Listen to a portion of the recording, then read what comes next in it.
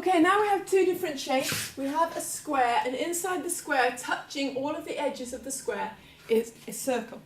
And they want us to find out the area of the red shaded parts. Well, to find out the area of the shaded parts, it will be the area shaded will be the area of the square minus the area of the circle. So let's work that out. The area of the square would be 4 times 4, which is 16, minus the area of the circle, which we know is pi r squared.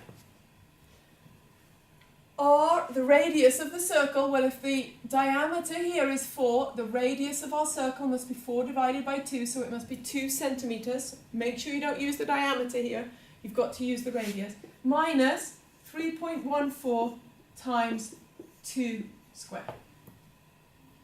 So we have 16 minus 3.14 times 4. That's 4 times 4 is 16, carry 1. 4 times 1 is 4, plus 1, 5. And 4 times 3, 15. 4 times 3, sorry, 12. So we have 12.56, so we get 16 minus 12.56. Okay, if we want to make sure we don't make a silly mistake, let's set this up nice and easy. And do the subtraction. We need to borrow 1 from over here, means we've borrowed 1 there. We've borrowed 1 there and turned that into a 9. So we get 10 minus 6 is 4, 9 minus 5 is 4, and 5 minus 3, minus 2, 3. So we get 3.44 centimetres. So the area of our red shaded area will be 3.4 centimetres squared, because we're talking about areas here. Here we have an area of 16 centimetres squared, and here we had an area of 12.56 centimetres squared. We're talking areas the whole way through, so it's centimetres squared. So this will give us the area of our red here. I wonder if the area of the red here is smaller or larger. Well, let's have a look.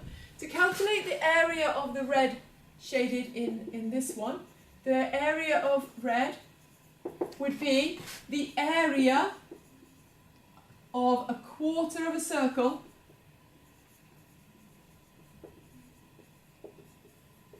minus the area of the triangle that we've got here. We could see that if we made this into a real circle all the way around, we'd actually be looking at a segment of the circle, we'd be looking at a sixth of the circle. We'd be looking at a quarter of the circle.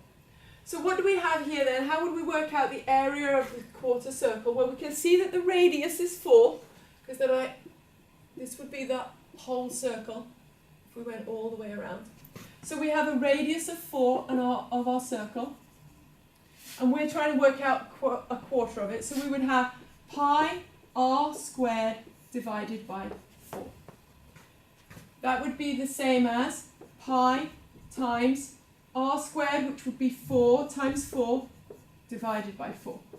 So we actually get that the 4's cancel here, and we would get the area of our quarter circle would be pi times 4, which is what we had here, 3.14 times 4. We know that that equals 12.56.